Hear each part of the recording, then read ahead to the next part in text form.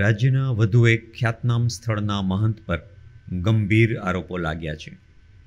જૂનાગઢમાં અંબાજી અને ભવનાથ મંદિરનો વિવાદ હજી તો શમ્યો નથી, ત્યાં જ વિશ્વવિખ્યાત સત્તાધાર જગ્યાના મહંત વિજય ભગતનો નવો વિવાદ સામે આવ્યો છે. આ જગ્યાના આપાગીગાથી માંડી છેક શામજી ભગત સુધીની સંત પરંપરાના આ સેવાધામના વર્તમાન મહંત વિજય ભગત સામે એવા આક્ષેપો થઈ રહ્યા છે, જેમાં રતિભાર પણ સત્ય હોય તો એટલું નક્કી છે કે આ જગ્યાને કદાચ આપાગીગા પણ બચાવી ન શકે.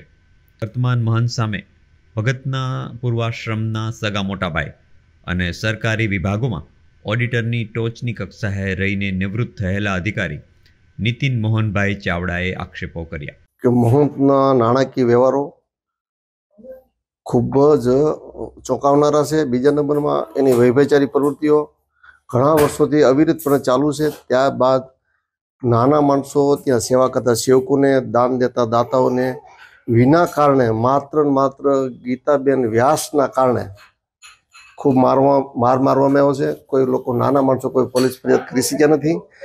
પોલીસ ન કરવાથી એટલે આ દિવસે દિવસેની દાદાગીરી વધતી ગઈ. એ અનુસંધાને આપણે મુખ્યમંત્રીશ્રી પછી ગૃહમંત્રીશ્રીને આ બાબતેથી વાકેફ કર્યા છે. સત્તાધારમાં વહેલામાં વહેલી તકે સરકાર દ્વારા વહીવટદારની નિમણૂક થાય એવી અમારી માંગ છે. એ માટે અમે મીડિયા સમક્ષ ઉપસ્થિત થયા છીએ. એમણે અમારી જાણ મુજબ 2-3 લગ્ન કર્યા છે અને ત્યાં સત્તાધારમાં લગભગ 20 વર્ષથી વધારે ત્યાં રહે છે અને એને વિજય ભગત સાથે કોઈને કોઈ પ્રકારે પ્રેમ સંબંધ થઈ ગયો છે. ત્યાર પછી એને મેરેજ કરી લીધા છે, મૈત્રી કરી લીધા છે અને ઓલરેડી વિજય ભગતનું બ્લેકમેલ થાય છે અને સત્તાધારના કરોડો રૂપિયા એ ભાઈએ ઉઠાવી લીધા છે. એ અનુસંધાને આજે હું મીડિયા સમક્ષ મારી વાત રજૂ કરું છું.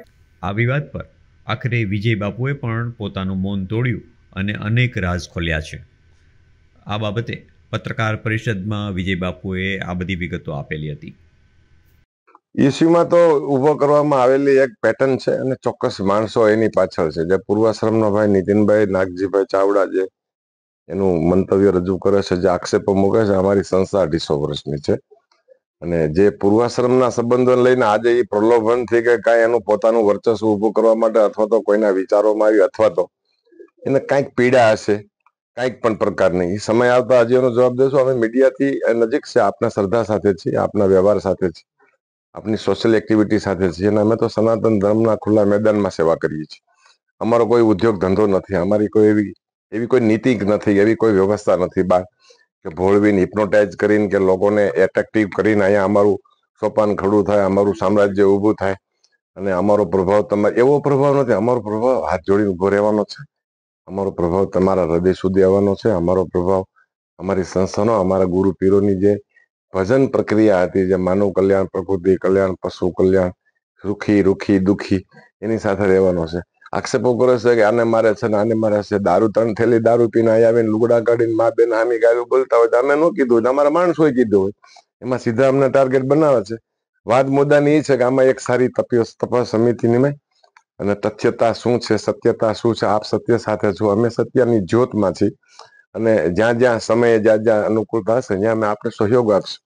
આજે જે આક્ષેપો થઈ રહ્યા છે એ બિલકુલ પાયા વિહોણા છે. એક પ્રલોભન માટે, એક પ્રતિષ્ઠા માટે, એક જેને કહીને કે એક કાયમ માટે પ્રભુત્વ રહેવું જોઈએ અમારું ચોક્કસ આમ તેમ કરીને સમય આવશે ત્યારે અમારા શ્રેષ્ઠીઓ, આગેવાનો અને અમારું જે અમારી સાથે જોડાયેલી ટીમ છે આખી સત્તાધારની સેવા મંડળની એને બરાબર જવાબ થશે એનો. આજે આપ બધે પધાર્યા છો, આપ અમારા સેવક છો, આપ અમારા દર્શનાર્થીઓ છો, આપ અમારી શ્રદ્ધા સાથે જોડાયેલા છો. આપની સામે અમે સમકક્ષ છીએ. આનો ઉકેલ કાંઈ આવશે, કાંઈ પણ એક કમિટી સરકાર દ્વારા, સરકાર થ્રુ અથવા તો આપના માધ્યમથી જે સારો પ્રભાવ આવશે એમાં આપની સાથે અમે વખતો વખત હાજર રહીશું. જય આપા.